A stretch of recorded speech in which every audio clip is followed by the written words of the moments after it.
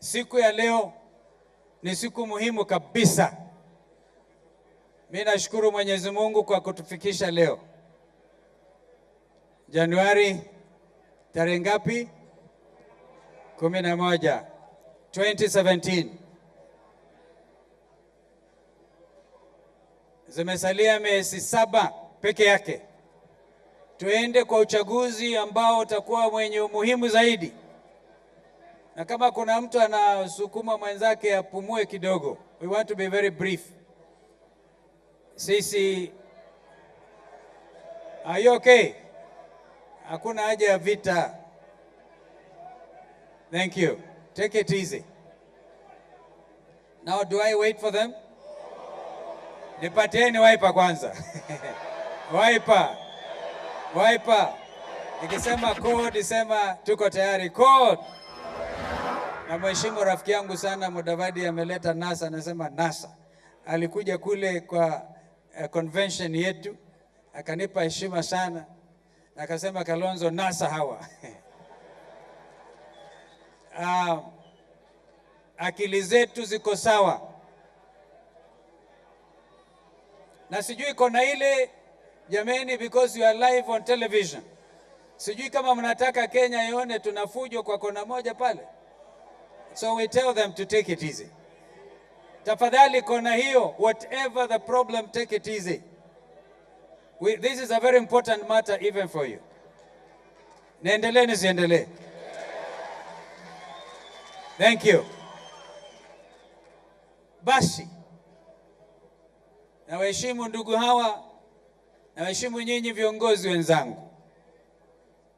Umekuja hapa, na ikiwa hawa wote ni candidate kwa uchaguzi wa mwaka huu, sio mwaka kesho, then Jubilee have reason to fear. Jubilee have every reason to be very afraid. I want Jubilee to know, hii sio mkutano wa Uhuru Park. Huu ni mkutano wa wagombea viti kutoka MCA mpaka urais. Na kwa hivyo mimi nawatakieni kila mmoja wenu vyema, ushindi mkubwa. Hata kama utafanikiwa na uko hapa na mwenzako ambaye ako hapa, bila shaka kwenye muungano huu, ujue wewe mwenyewe umeshinda. Na najua bado pengine kuna wengine hawakupata fursa ya kuja. Mnikubali nitambue kwamba hapa kuna viongozi wa vyama vingine ambao wameamua kujiunga nasi. We want to recognize you. Vyama vyote hapa ambavyo viko hapa ni 15. Tujipigie makofi. Huo ni muungano, sio muungano. Ni muungano, sio muungano. Muungano wa vyama. Wanaswe. Si namna hiyo. Lakini basi, we have to be very strategic. We have gone this journey before. We don't this time, we will not accept another stolen election in Kenya. That's my point number 1. Ndugu Weta amejaribu kueleza vile yalivyofanyika kwa bunge la Senate na bunge la wakilishi, National Assembly. Fedheha ambayo ilikuwa kule, wanapolisi ambao walimwagwa kule, not even recognizing the important constitutional principle of independence of these institutions. An independent judiciary, a legislature which is also independent, and an executive that is always held to account by the legislature. Wakaribu hata uelewano wa kimsingi kama huo. Kuleta polisi pale, alafu kujaribu kuintimidate viongozi. Hiyo ni Kenya ya kesho. Kenya ya sasa chini ya katiba 2010 haiwezi kukubali mwelekeo aina hiyo. Kwa hivyo wana Jubilee, we put you on notice. Kubalini mapema kwamba mmeanza kushindwa. Na mkubali kwamba mmeshindwa. Mimi leo, you have seen I've rolled my sleeves. Na hii sio mchezo. Hii sio mchezo hii. I've rolled my sleeves. And there are reasons for it. There are reasons for it. There's nothing as painful as a nation that calls itself independent, taking millions of people through a process of an election which ends up being a bandia election, a stolen election. Hey.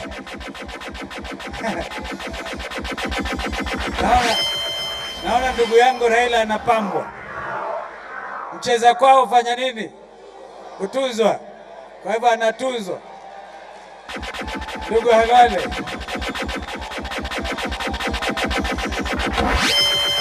Hold it. Hold it there. I'm going to hold Halwale to account. Hold it there. Kama ndugu huyo akituzwa, naomba pia mnisikilize tena. I'm making a very important point here.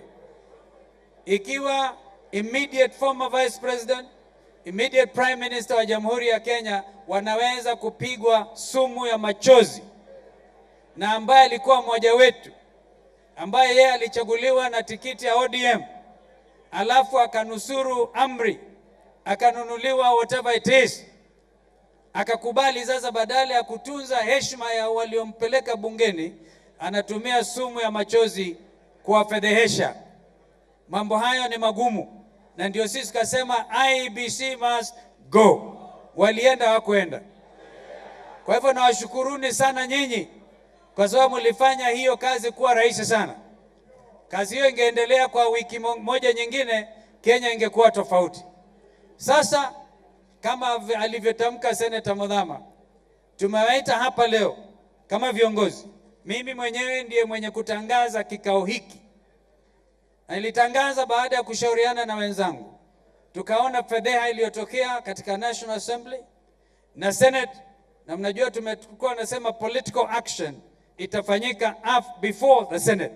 Tukaona kama Senate pengine wangekuwa na ujasiri na statesmanship, nationhood ya kusema jameni tufanye mazungumzo hapa. Lakini wakaharibu, wakavunja nia safi ya wananchi wa Kenya. Na ndio basi tukasema ndugu Raila alikuwa anatembea anaelekea upande wa Ghana ambako ametoka kuangalia vile wa Ghanaians walifanya uchaguzi. Akanipigia simu akiwa airport. Akasema naelekea huko Ghana. Wewe na Weta na uenda ndugu Musalia na Cyrus Jirongo atakuja pamoja waungane na nyinyi mfanye press statement. Now the most important thing, mimi nikienda huko pia atajaribu kusema yake.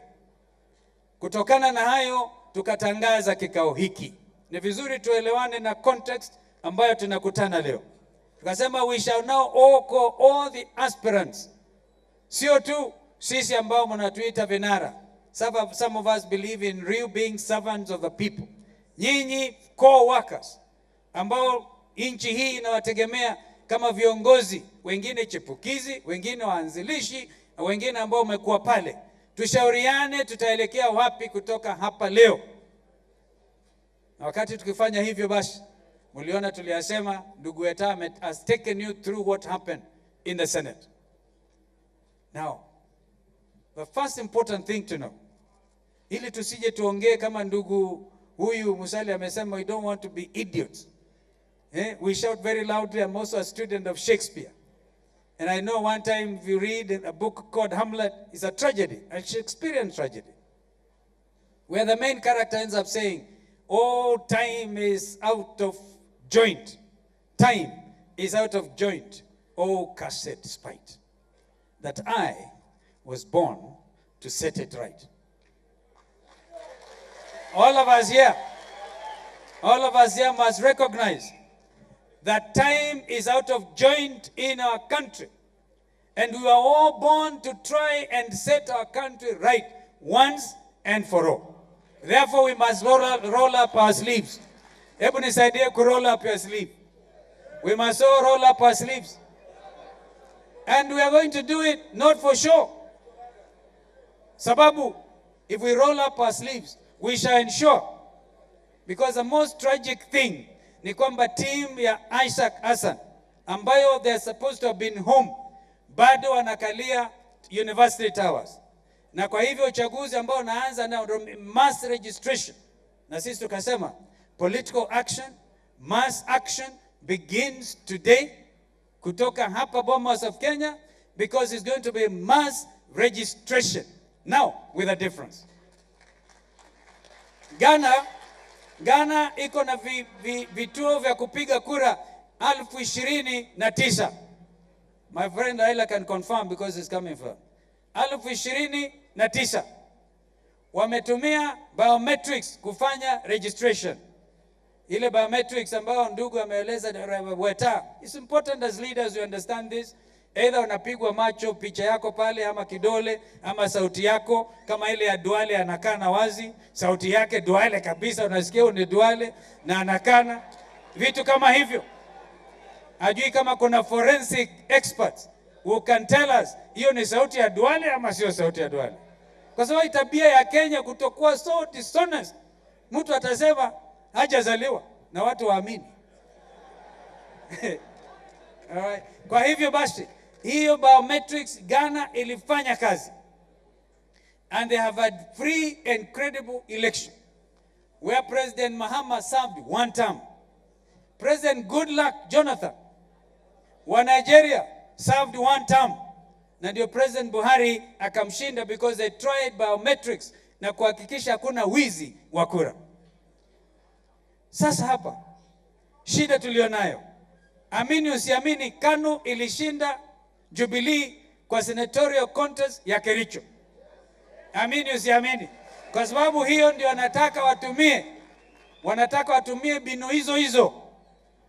Na ukiwasikia wanasema kama kina Kalonzo na Raila tuliwashinda wakati walikuwa sijui prime minister na vice president, sasa tunashikilia usukani, wanawezaje kutushinda? We are not in that kind of a contest. We are in a contest where we are telling you that this time around, free, fair, credible, predictable election must take place in this country.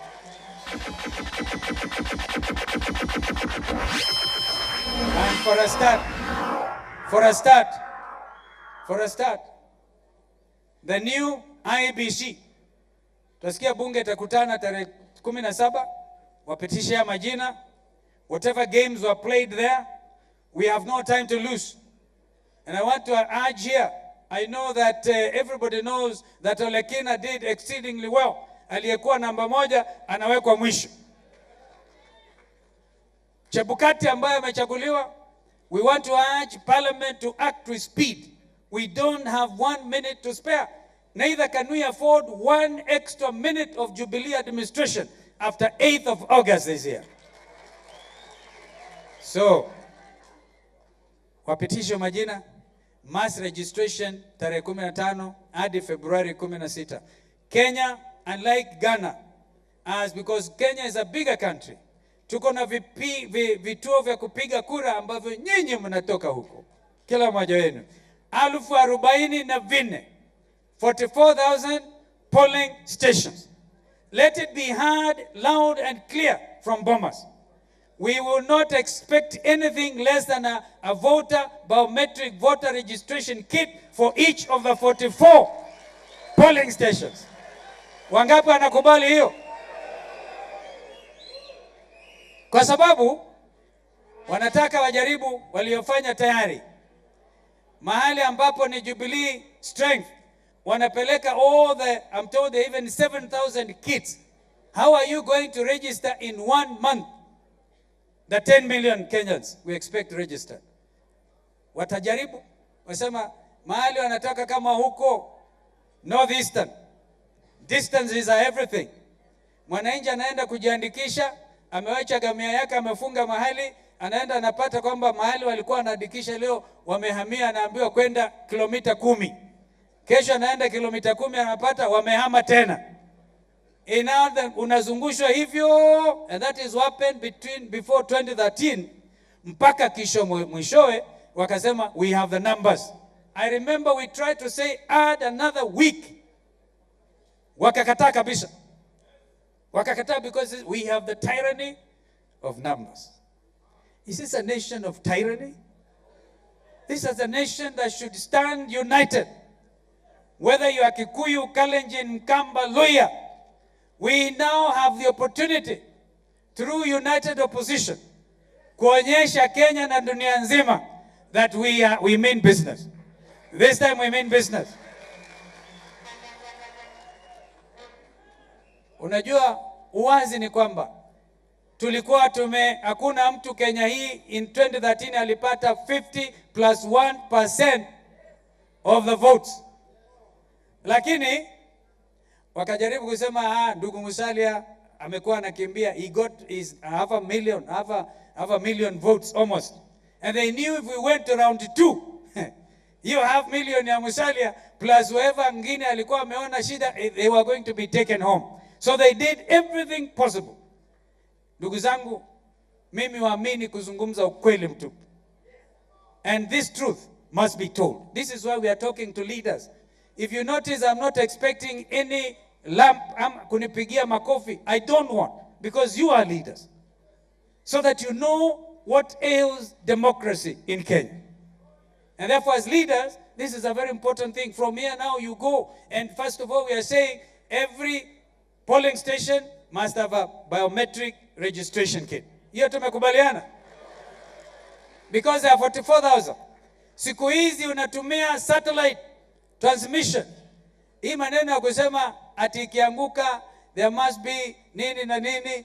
I want to tell you, even though in Ghana they have that provision for manual voting, ikiwa electronic system ina fail, but ukweli kwamba it didn't fail in Ghana, it has not failed in Nigeria, it will definitely not fail here. But in the intention hapa ni kuhakikisha it failed. I was here in 2013, one day before the voting, and I met what was the CEO? Oswago. I met them here and I told them, I know that tomorrow these kits are going to fail and you are going to rig. I was proved right. Lazima tuambiane ukweli.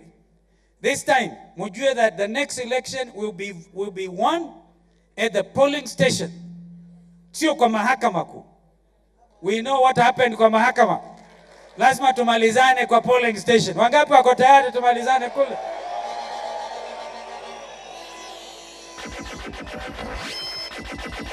This is a secret. This is a secret. Ukitoka hapa, utalala. Ukitoka hapa, utaogopa. You must get rid of fear. The worst thing, fear tunawachia wana Jubilee, because I told you they have reason to fear and to be very afraid. But sisi tumemeza mawe. Sisi hata kama wanakula nyama huko, hatutaki hata harufu. Tunataka watoke kule Ikulu waende nyumbani. Wangapi wanasema Jubilee must go home? It is going to take, my brothers, I want to recommend you read, each one of you, a book that I've personally written, Against All Odds. I'm told there's some available. There may not be enough. Get yourself a copy. You will know political treachery. You will know political intrigues. You know what it means to be betrayed. And this time, we will not allow any betrayal in our ranks. Hapa tutahakikisha kwamba tuko kitu kimoja. And therefore, if he's going to negotiate, whoever is going to be the flag bearer will put everything on the table. Everything on the table. I have sacrificed before. I'm ready to sacrifice again.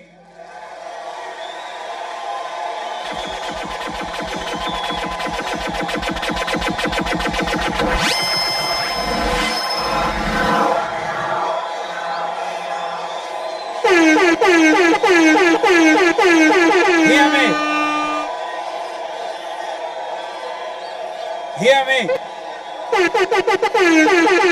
Hear me. Listen to me.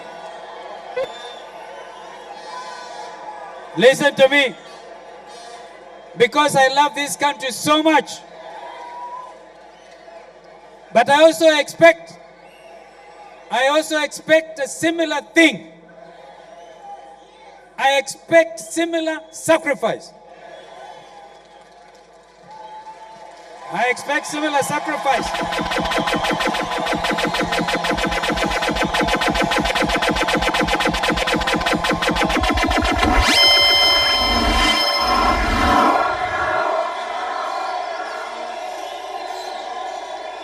you. Thank you. Code. Nikisema code, sema tuko tayari. Code. Code. The moment of reckoning for Kenya has come. The change that has invaded this country. This is the time for change. Sema mabadiliko. Yule dada hapa, dada Elena Ken, Mungu alimzungumzia kweli. Naona mabadiliko Kenya. And this country, if it realizes the true change that has invaded it, and is going to take extreme sacrifice on the part of all of us. Mabadiliko yakitokea hapa, haitatokea yale yalifanyika na MOU. Ukitaka story yote ya Kenya, nunue hicho kitabu.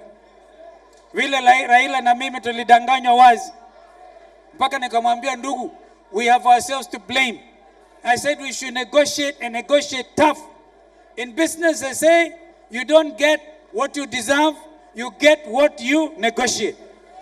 That's a guiding principle if you want to be involved in negotiations.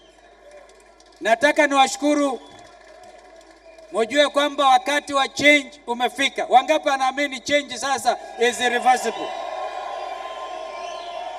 And we mean real change. We mean real change. Not cosmetic change. Not selfish ambition. This country is bigger than all of us. In effect, I've already said, we have immediately tukichukua change hiyo. Hiyo change ikifanyika, we must come back here and talk to the people of Kenya. Because I personally believe the Bomas draft was the best draft for this country. Mungu abariki ndugu zangu. Mimi niko tayari.